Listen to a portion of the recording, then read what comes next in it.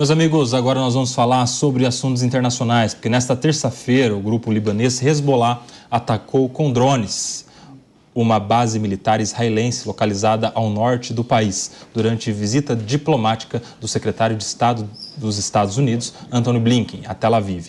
Para falar sobre o assunto, vamos acionar o nosso microfone Jovem Pan na Europa, o Luca Bassani, que hoje não está na Europa, ele está em Gana. Muito bem-vindo, Luca. Boa tarde a você, Couva, e a todos que nos acompanham aqui no Linha de Frente. Apesar do ano ter começado de maneira positiva em alguns lugares do mundo, aqui na África, por exemplo, a gente vê que no Oriente Médio as tensões cresceram bastante após aquilo que aconteceu em relação ao grupo Hamas ter perdido o seu segundo membro mais importante, ter sido morto pelas forças de inteligência de Israel em uma operação muito bem sucedida. Aí na imagem vemos Antony Blinken, que pela quarta vez foi ao Oriente Médio, visitou a Turquia, visitou o Catar, visitou a Jordânia e também o premier Benjamin Netanyahu para tentar promover um diálogo para desescalar este conflito que tem a ameaça de se tornar um conflito regional. Como você bem falou no enunciado, o Hezbollah atacou com drones uma base no norte de Israel, lembrando que essa região tem sido já foco de hostilidades durante os últimos 90 dias, com muitas pessoas morrendo do lado libanês e também tantos outros soldados que morreram do lado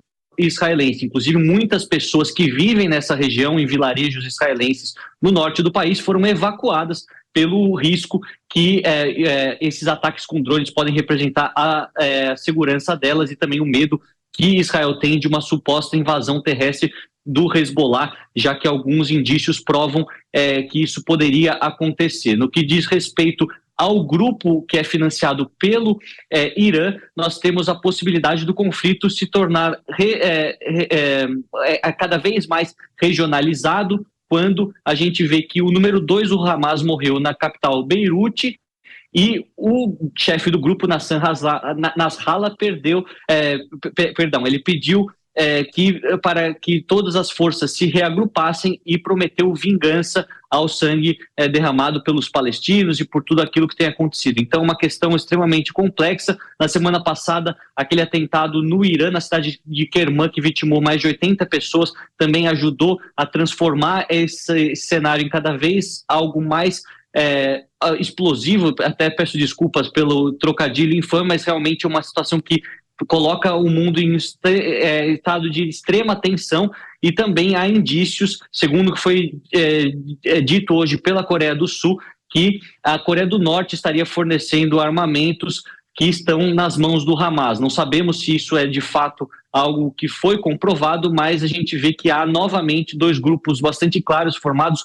com o Ocidente do lado dos Estados Unidos, Israel e os países europeus, aqueles que colocam-se ao lado do Estado judeu, ao mesmo tempo que há essas alianças circunstanciais em torno do grupo terrorista Hamas, que de fato não tem o apoio aberto de nenhum Estado, mas a gente vê que tem apoio do Hezbollah, tem a parabenização do líder da Turquia, Erdogan, a parabenização do líder supremo do Irã, Ali Khamenei, entre tantos outros que tentam auxiliar da maneira como podem. Realmente é uma questão que, como a gente viu durante os últimos dias, pode se desenrolar durante todo o ano de 2024, inclusive com o ministro da Defesa do país, Yoav Gallant, dizendo que o conflito pode chegar a durar até um ano, portanto, até outubro de 2024, o que seria uma tragédia humanitária imensa e, obviamente, causaria uma tensão frequente nesta região do mundo que é tão importante por diversos fatores. Luca, a Ana Beatriz vai te fazer uma pergunta.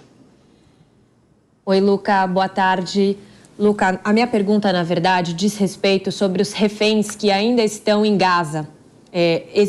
Essa guerra dura tanto tempo que às vezes a gente esquece de perguntar deles, mas ainda existe muita gente sequestrada. Tem alguma nova informação a respeito deles? Olha, Ana Carolina, é uma questão muito relevante que você levanta e realmente algo que saiu das manchetes e a gente não vê, pelo menos por hora, isso sendo tratado como prioridade. É importante mencionar que durante o ataque terrorista do dia 7 de outubro do ano passado, o Hamas levou cerca de 240 pessoas sequestradas para o enclave da faixa de Gaza, muitas crianças, muitas mulheres, muitos idosos, os quais muitos foram liberados naquela semana de pausa que tivemos no mês de novembro, começo do mês de dezembro, mas foram apenas 105, 107 pessoas, ou seja, ainda há 120, 129, alguns calculam, pessoas que estão sob a custódia do grupo terrorista. Não sabemos se todas estão vivas, todas estão em estado bom de saúde. Não há uma conversa acontecendo de maneira aberta para que haja essas negociações com o intermédio do Catar ou do Egito, para que, em troca de uma pausa nas hostilidades, ou até mesmo a liberação de prisioneiros palestinos, o grupo terrorista liberasse essas pessoas que estão sequestradas. A gente vê que isso não tem sido tratado como prioridade por hora pela estratégia militar do premier Benjamin Netanyahu, que, vale destacar, tem sido frequentemente pressionado pelas famílias dos reféns, pelas famílias dessas pessoas que foram vítimas, por não levar isso em consideração. Realmente é algo que vai um pouco de maneira contrária à estratégia de Israel em outros conflitos. Vale lembrar que, uma vez, por conta de um soldado que foi capturado pelo Hezbollah, o Israel devolveu cerca de 1.000 prisioneiros palestinos para os árabes. Então a gente vê que é uma situação que foge do padrão e que preocupa muito a população dentro de Israel, que já pede, de certa forma, politicamente falando, a cabeça de Netanyahu, uma vez que o conflito acabe. Muitos querem que ele deixe de ser, obviamente, o premier e que uma nova liderança política possa assumir o país. Lembrando também que a última pessoa que incluiu os reféns em suas falas foi o próprio Papa Francisco durante o dia de ontem, quando falou que todos os crimes de guerra cometidos na Ucrânia e na faixa de Gaza devem ser vistos, e pede a liberação imediata dos reféns. Nós sabemos que talvez um grupo terrorista não vai escutar as falas do Papa, mas realmente seu ponto é muito válido de mencionar esse esquecimento dessas pessoas que devem estar sofrendo bastante nos túneis da faixa de Gaza. Ô, Luca, agora a pergunta é do seu colega de Relações Internacionais, Renato Batista. Oi, Luca, prazer falar contigo. Minha pergunta é o seguinte: quando começou esse conflito, a gente falava que o Hezbollah ele enviava cerca de dezenas de mísseis ali ao norte de Israel, né? Era um número muito menor comparado com o do Hamas. E eu vejo que nos últimos tempos a tensão com o Hezbollah está aumentando. Tanto é que a gente noticiou aqui a morte, acho que do número 2 do Hezbollah recentemente, o Hezbollah dizendo que vai atacar mais vezes. Como que dá para fazer um comparativo aí, talvez, da evolução de ataques vindos do Hezbollah desde o início desse conflito, e se comparado com a questão do Hamas, né? De qual que seria essa diferença, se essa diferença ainda é muito gritante, como era no início da guerra, ou se agora já está mais equiparado de ambos os lados? Oi, Renato, sempre bom encontrá-lo aqui. Realmente é importante a gente analisar o que se passa no norte de Israel, porque o Hezbollah representa uma ameaça muito maior. Isso é explicado através da geografia. Se nós olharmos a faixa de Gaza, que tem, se nós tratarmos ela como um retângulo, um lado é o mar Mediterrâneo, o mar que é controlado por Israel, dois lados, o próprio Estado de Israel, que não permite a entrada de nada que não passe sobre o seu severo controle, e um lado o Egito, que também faz uma série de bloqueios à faixa de Gaza. Então, o abastecimento de armamentos e até o treinamento militar, ele acontece, obviamente, mas tudo de maneira muito mais difícil de ser feita de maneira aberta, ela é feita de maneira muito escondida, e mesmo assim conseguiram provocar um ataque daquela magnitude como foi o ataque terrorista do 7 de outubro. Também o Hamas conta com 35 mil homens, segundo o que constam nos dados de inteligência. No caso do Hezbollah, a gente tem